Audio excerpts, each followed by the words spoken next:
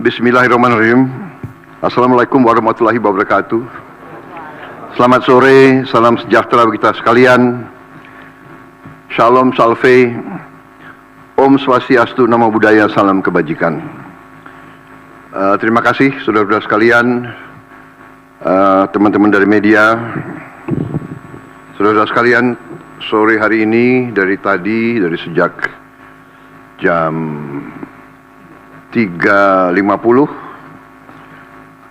kurang lebih saya hadir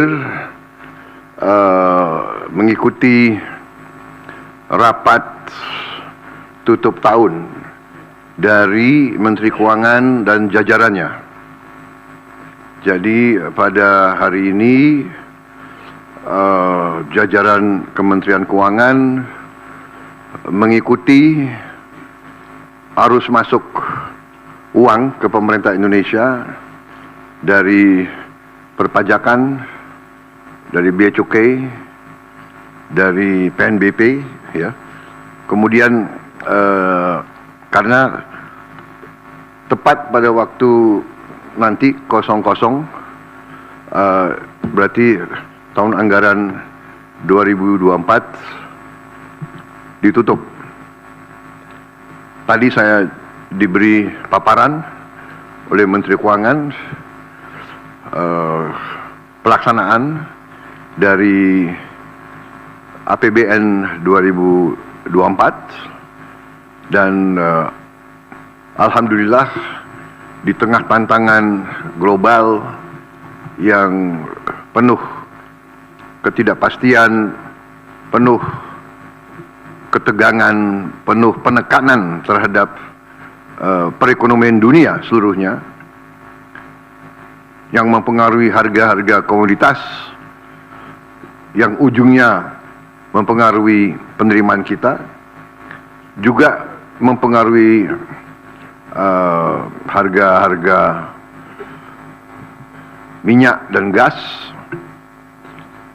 Ternyata kita masih bisa mengelola keuangan negara dengan prudent, dengan bijak, dengan hati-hati, dan kita masih mampu untuk mengendalikan defisit kita dalam koridor yang masih cukup hati-hati dan cukup mampu kita kelola. Dalam hal ini juga saya kira ada baiknya juga saya menyampaikan beberapa hal tentang kenaikan tarif pajak pertambahan nilai PPN yang mungkin masih ada suatu keraguan-raguan atau suatu pemahaman, ya, yang tepat, sehingga saya setelah koordinasi dan diskusi dengan Menteri Keuangan dan jajaran beberapa kementerian lain, saya merasa perlu bahwa untuk menyampaikan sendiri masalah PPN 12% ini. Jadi saudara-saudara sekalian, kenaikan tarif pajak pertambahan nilai menjadi 12% ini merupakan amanah, merupakan perintah dari Undang-Undang Nomor 7 Tahun 2021 tentang harmonisasi peraturan perpajakan. Jadi, sesuai kesepakatan pemerintah Republik Indonesia dengan DPR tahun 2021, kenaikan tarif dilakukan secara bertahap dari 10% menjadi 11% mulai 1 April 2022. Ini sudah dilaksanakan. Dan kemudian perintah undang-undang dari 11% menjadi 12% pada 1 Januari 2025 besok. Kenaikan secara bertahap ini dimaksud agar tidak memberi dampak yang signifikan terhadap daya beli masyarakat, terhadap inflasi, dan terhadap pertumbuhan ekonomi. Saudara-saudara, sudah merupakan sikap pemerintah yang saya pimpin, juga saya yakin juga pemerintah pendahulu saya, bahwa setiap kebijakan perpajakan harus selalu mengutamakan kepentingan rakyat secara keseluruhan, perlindungan daya beli rakyat, serta mendorong pemerataan ekonomi. Komitmen kita adalah selalu berpihak kepada rakyat banyak, berpihak kepada kepentingan nasional, dan berjuang dan bekerja untuk kesejahteraan rakyat. Karena itu, seperti yang sudah saya sampaikan sebelumnya dan telah berkoordinasi dengan DPR RI, hari ini pemerintah memutuskan bahwa kenaikan tarif PPN dari 11% menjadi 12% hanya dikenakan terhadap barang dan jasa mewah. Ya, saya ulangi ya supaya jelas. Kenaikan tarif PPN dari 11% menjadi 12% hanya dikenakan terhadap barang dan jasa mewah, yaitu barang dan jasa tertentu yang selama ini sudah terkena PPN barang mewah, yang dikonsumsi oleh golongan masyarakat berada, masyarakat mampu. Contoh, pesawat jet pribadi itu tergolong barang mewah yang dimanfaatkan ataupun digunakan oleh masyarakat papan atas. Kemudian kapal pesiar, yacht, ya, motor yacht. Kemudian rumah yang sangat mewah, yang nilainya di atas golongan menengah. Artinya, untuk barang dan jasa yang selain tergolong barang-barang mewah, ya, tidak ada kenaikan PPN, yakni tetap sebesar yang berlaku sekarang, yang sudah berlaku dari sejak tahun 2022. Ya.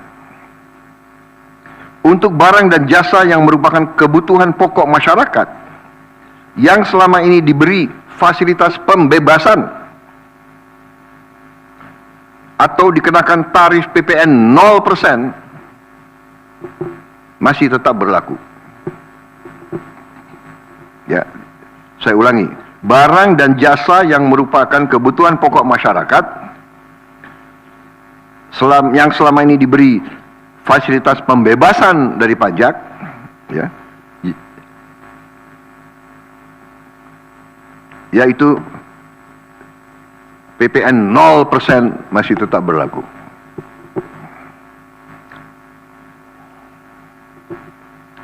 Pemerintah telah berkomitmen memberi paket stimulus. Ya. Nilai stimulus itu adalah 38,6 triliun. Seperti yang pernah diumumkan sebelumnya.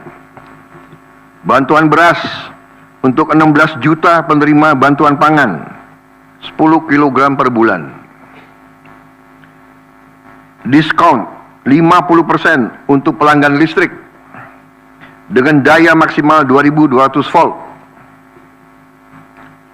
Pembiayaan industri padat karya. Ya.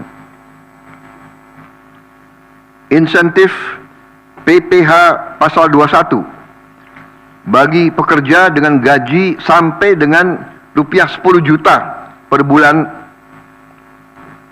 Kemudian bebas PPh bagi UMKM beromset kurang dari 500 juta per tahun dan lain sebagainya. Jadi paket stimulus ini nilainya semua adalah 38,6 T. Untuk barang dan jasa yang dibutuhkan oleh masyarakat banyak, yang tetap diberi pembebasan PPN, yaitu tarif 0%, antara lain kebutuhan pokok, beras, daging, ikan, telur, sayur, susu segar, jasa pendidikan, jasa kesehatan, jasa angkutan umum, rumah sederhana, air minum. Saudara-saudara, dengan ini saya kira sudah sangat jelas bahwa pemerintah akan terus berupaya untuk menciptakan sistem perpajakan yang adil dan pro rakyat. Saya kira hal-hal yang lebih teknis akan ditindaklanjuti oleh kementerian-kementerian yang terkait dan semua lembaga yang terkait. Saya kira itu saja dari saya. Terima kasih. Wassalamualaikum warahmatullahi wabarakatuh. Charom Salve, Om Santi Santi Santi, Om Namo Buddhaya, salam kebajikan, dan selamat malam tahun baru. Dan saudara lihat, malam tahun baru pemerintah masih bekerja, ya. Sampai nanti jam 00.00 pemerintah tetap sebagian besar pejabat ada di kantor masing-masing. Saya kira itu. Sekali lagi, untuk seluruh saudara-saudaraku sebangsa dan setanah air, selamat menghadapi tahun baru. Kita hadapi tahun baru dengan gembira, optimis, percaya diri bahwa Indonesia akan bangkit. Terima kasih. Selesai.